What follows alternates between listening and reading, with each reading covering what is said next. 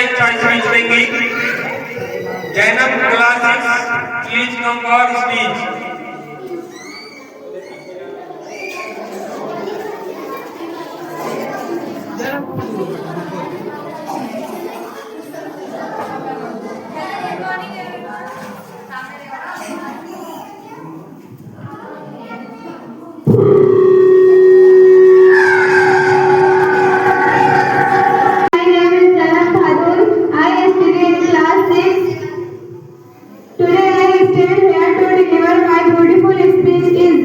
Today is 26th January and we are celebrating 77th Republic Day.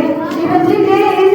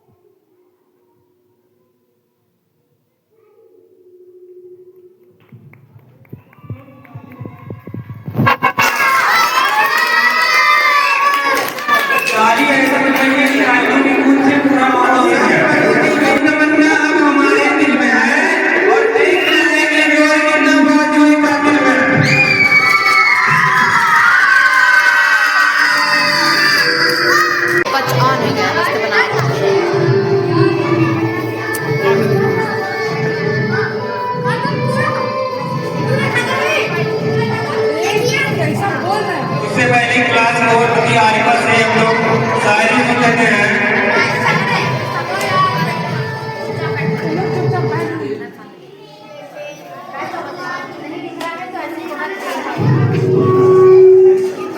Numan आओ आगे बैठ जाओ। जहाँ जिक्र अतीत होता है वहाँ खुदा भी करीब होता है। ऐसी मजलिस को बैठने वाला बस नसीब होता है। चमन जाएगा फिर खेलने, चमन जाएगा फिर खेलने, चमन जाएगा बाकी होगा बस रहमान। कुल्लू मंज़िल नहीं आबाद। झूठी झूठी दुनिया में झूठे रिश्तेदारी है, झूठे पूरे वादे हैं, कच्ची कच्ची यारी है। 4 दिन का है मेहमान, कुल्लू मंज़िल नहीं आबाद। बाकी होगा बस रहमान, कुल्लू मंज़िल नहीं आबाद। तुम जिसको के दिन छोड़ के जाएगी, तुम जहाँ लेकिन बहुत लेने आएगी। हो फरिश्ता या इंसान, कुल्लू मंज़िल नहीं आबाद। बाकी होगा बस रहमान, कुल्लू मंज़िल नहीं आबाद। एक दिन ये सूरज की रोशनी नहीं होगी, तारे टूट जाएंगे, चांदनी नहीं होगी। पढ़ के देख ले कुरान, कुल्लू मंज़िल नहीं आबाद। बाकी होगा बस रहमान, कुल्लू मंज़िल नहीं आबाद। जब खुदा की मर्जी से सूरज को बजाएगा, रब के सिवा हरगिज़ कोई बच न पाएगा। ओ फरिश्ता या इंसान, कुल्लू मंज़िल नहीं आबाद। रब ने कर दिया ऐलान, कुल्लू मंज़िल नहीं आबाद। झोपड़ी हो या बंगला सब बसेंगे ऐज़ा पर, ऊंचे ऊंचे पर्वत भी रूई के होंगे बादल। एक दिन ये सूरज की रोशनी नहीं होगी, तारे टूट जाएंगे, चांदनी नहीं होगी। तब जो कर दिया ऐलान, कुल्लू मंज़िल नहीं आबाद।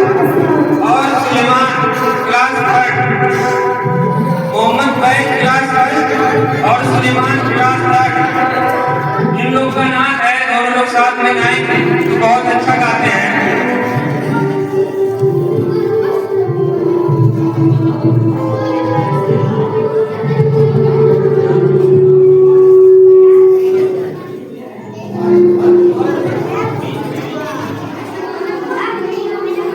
मुझको खबर ना तुमको पता, सिस्टवाना वो करना यादा, सिस्टवाना वो करना होगा। मैं खुदा को बताऊंगा, मैं खुदा को बताऊंगा, तुमसे इसरो। बाबू आप लोग उधर हो जाइए, चेयर से सीट पे चले जाइए, आप लोगों को पहले ही बताया गया है। सभी लोग उधर सीट पे चले जाइए, जितने भी बच्चे सीट हैं सभी लोग सीट पे चले जाएं।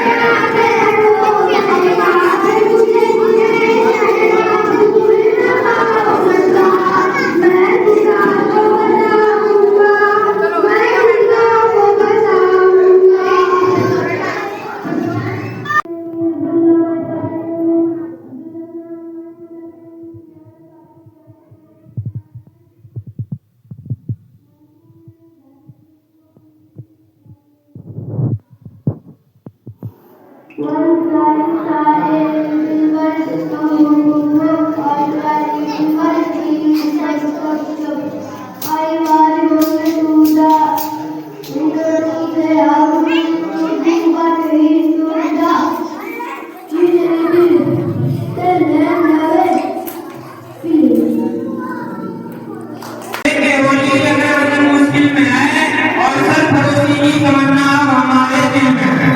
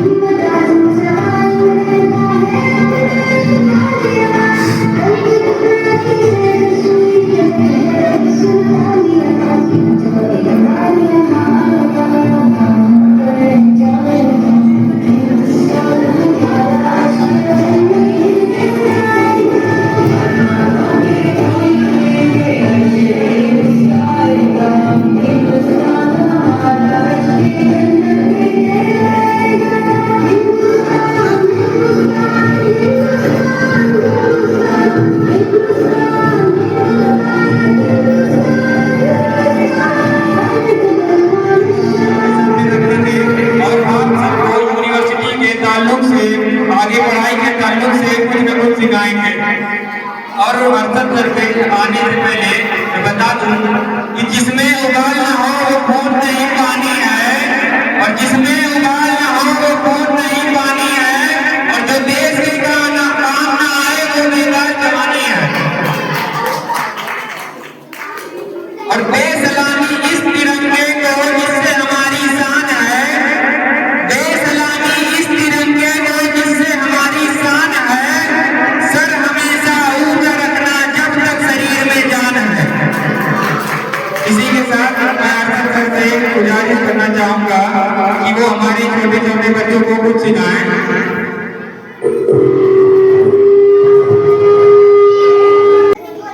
जैसे आप लोग मुझे जानते हैं, कमाल है। पहले मैं यहाँ आ रहा था शुरू में, कुछ टाइम के लिए गायब हो गया, किसी वजह से जबरदस्त जानते हैं। तो मैं आप लोग को ज़्यादा कुछ बोलूँगा नहीं, बस आज हम लोग जिस चीज़ के लिए यहाँ पे एक साथ आए हैं, आज 26 जनवरी हम मना रहे हैं, ठीक है। आज मैं उसी के बारे में SST के बारे में ही आपको बताऊंगा और हम 26 जनवरी क्यों मनाते हैं।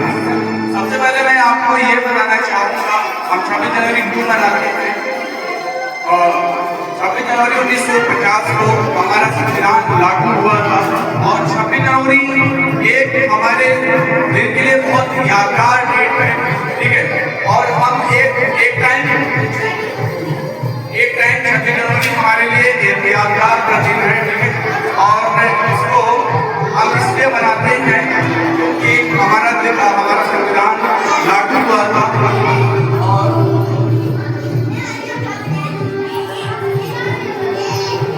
ये अधिवेशन हुआ था लाहौर अधिवेशन में 1932 में, जिसका प्रतिनिधित्व कर रहे थे हमारे पंडित जवाहरलाल नेहरू ने। और वो डिसाइड भी ये थे कि 26 जनवरी 1930 को हम अपनी आज़ादी का दिन मनाएंगे। और आज़ादी का दिन मनाने के चक्कर में क्या होता है, आगे हमारा देश आज़ाद हो जाता है 15 अगस्त 1947 को, ठीक है। ये डेट जो था 26 जनवरी एक पैटेंट हो गया था, खाली हो गया था, और इसको मेमोरी की तरह बनाने के लिए हम देखते हैं कि 26 नवंबर 1950 को हमारा संविधान तक के लागू हो जाता है, ठीक है। लेकिन 26 जनवरी एक बहुत मेमोरी वाला डेट रहता है, जिसको हम भूलना नहीं चाहते थे। इसलिए हमारे वो चाह रहे थे कि इस डेट को एक यादगार बनाते हैं, ठीक है। इसीलिए 2 महीने बाद 26 जनवरी 1950 को हमारा संविधान लागू कर दिया जाता है, और पूरे देश में हम गणतंत्र दिवस के रूप में आज मनाते हैं, ठीक है। और ज़्यादा मैं कुछ बोलूँगा, मुझे ज़्यादा एक्सपीरियंस है नहीं बोलने का, मुझे ज़्यादा क्लास में बोलने की आदत है, बोलना मेरे लिए थोड़ा सा अलग है और एक अलग है, लेकिन इसलिए मैं इन्वाइट कर लिया सर, इसलिए मैं आ गया, ठीक है। और बस मैं आप लोग को गणतंत्र दिवस की हार्दिक शुभकामनाएं देता हूँ। ज़्यादा से ज़्यादा आप लोग ज़्यादा पढ़िए और आगे बढ़िए। और गाना तो मुझे नहीं आता सर, लेकिन आपको सुनना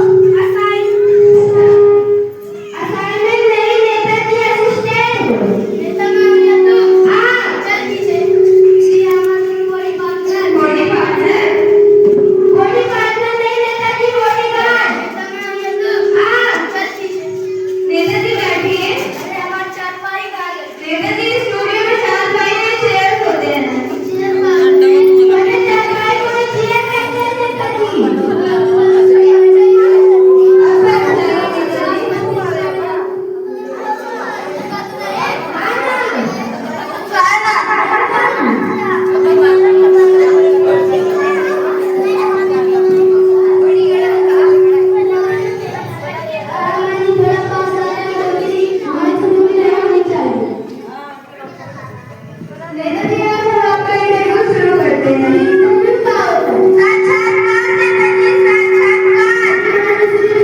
अच्छा ये बताइए आपका जन्म कहाँ हुआ? वैसे तो सिर्फ वाली बात करें, इनका जन्म तो हॉस्पिटल में हुआ था। मेरे कहने का मतलब है भारतीय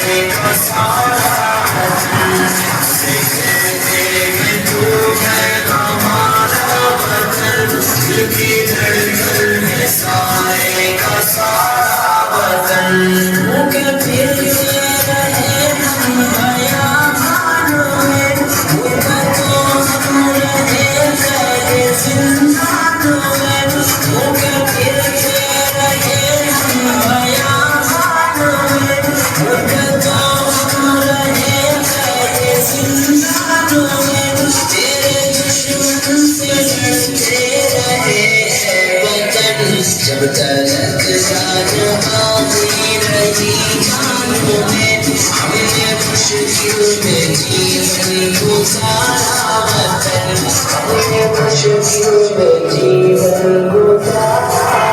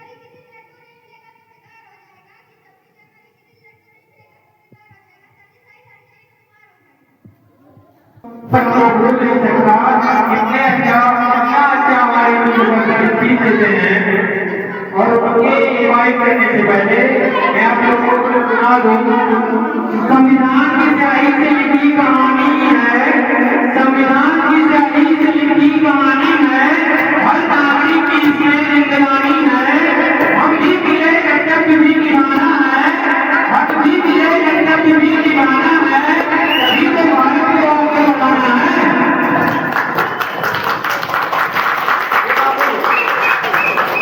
और न जाति बड़ी ना धर्म की दीवार न जाति बड़ी ना धर्म की दीवार संविधान ने सिखाया सबके सम्मान का अधिकार संविधान ने सिखाया सबके सम्मान का अधिकार गणतंत्र का मतलब है न्याय का उद्धार गणतंत्र का मतलब है न्याय का उद्धार जहाँ हर चेहरे पर नहीं है विश्वास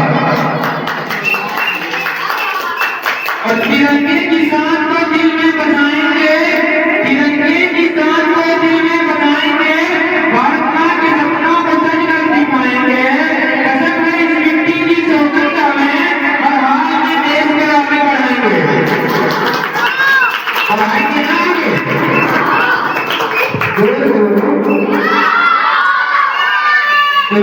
बोलो हिंदुस्तान नहीं आ रहा हिंदुस्तान माधो माँ का पॉइंट नहीं रहा होगा हिंदुस्तान पूरे आईकॉन दम लगा के इतना तेज नारा लगाना है कि माधव में जितना भी घर की ईंट हिलनी चाहिए हिंदुस्तान हिंदुस्तान हिंदुस्तान लग रहा है कि लोग आगे आए हैं और हम भारत के नागरिक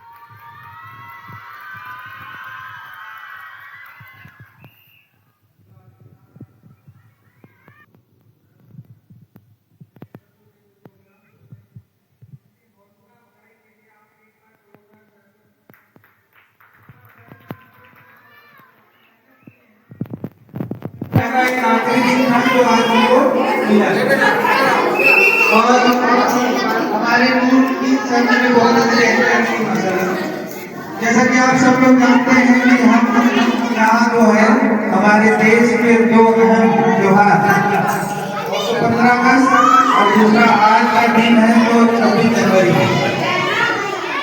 15 अगस्त के दिन हमारा देश आजाद हुआ। आजादी फिजिकल भी थी, मतलब गुलामी जो थी वो जहनी गुलामी भी थी, और एक बदन की गुलामी में भी हम गुलामी में थे। इसलिए अंग्रेजों के दबे तले हम लोग रहना पड़ता।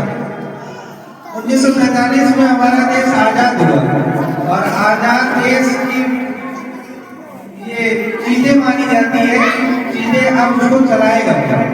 तो चलाने के निजाम को जो तरतीब से बनाया गया, बनाने में जो अर्सा कम से कम 2.5-3 साल का अर्सा लगा, जिसको हम लोग संविधान बोलते हैं, उसमें बहुत सारी बड़ी बड़ी शख्सियतें इन्वॉल्व रही उसको बनाने में, कि देश में किस तरह से तौर तरीके लाए जाए, किस तरह से लोगों को उनके हक दिलाए जाए, औरतों के हक, आदमियों के हक, बच्चों के हक, बड़े बूढ़ों के हक।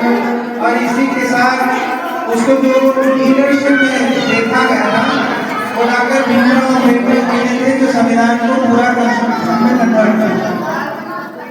और हमारा देश का संविधान 26 नवंबर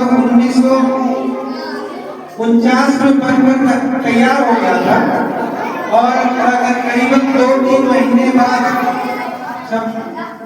26 जनवरी 1950 को उसको देश में लागू किया। और इसी ख्याल को अपनी जिंदगी में उतारते हुए भी हमें अपनी जिंदगियों को एक रूल रेगुलेशन के हिसाब से चलाना है। बच्चे जो हैं वो अपना रूल एंड रेगुलेशन अपनी पढ़ाई को लेकर, अपने खेल को लेकर, अपने जो भी जरूरियात है उनको लेकर बनाए, और उनके घर के जिम्मेदार उनकी परवरिश को लेकर, अपने घर परिवार को लेकर इन सारी तरतीबों को बनाए।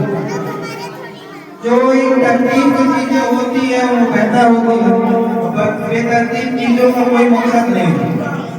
इसलिए मेरे यहाँ जो भी जानकारी बच्चे बैठे हुए हैं, मैं उनसे गुजारिश करता हूँ कि आने वाले साल में इस तरह से आप अपने आप को बदलिए कि जो लोग आज आपको जिस हाल में देख रहे हैं, आने वाले साल में उससे बेहतर।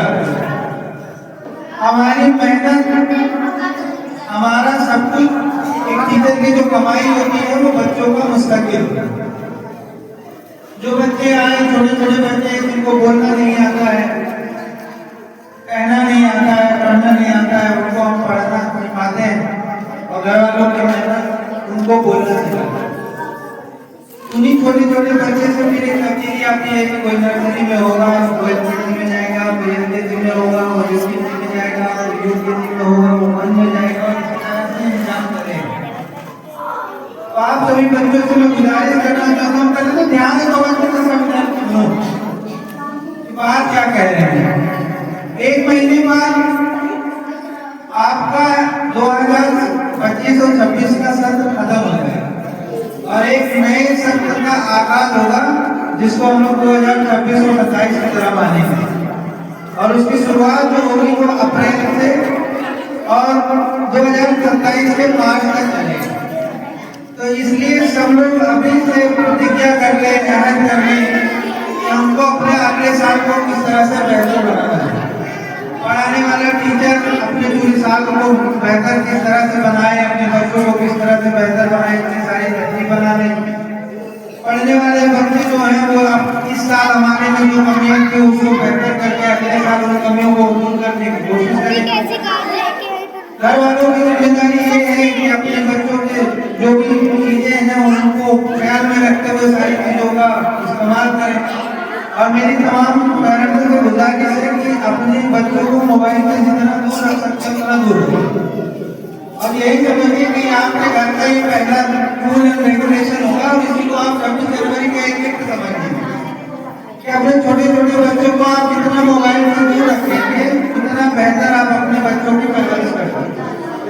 परवरिश तो आप मोबाइल के साथ भी कर सकते हैं, मगर वो ऐसी मेहनत जो होती है कि भाई पानी में आदमी कोई भी लगता है तो उसका गंदी करता नहीं है, पानी की मिकदार ज्यादा है तो मिकदार बढ़ानी है तो कभी कभी चढ़ेगा। तो अगर जो आपको अपनी चीजें बच्चों के अंदर डालनी है तो मोबाइल की चीजों से बाहर निकालना पड़ेगा। जैसे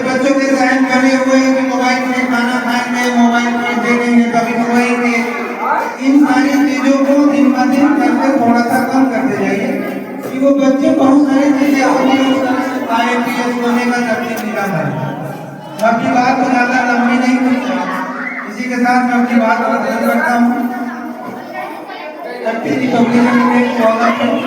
इसी के साथ मैं अपनी बात को खत्म करते हैं। अस्सलाम वालेकुम।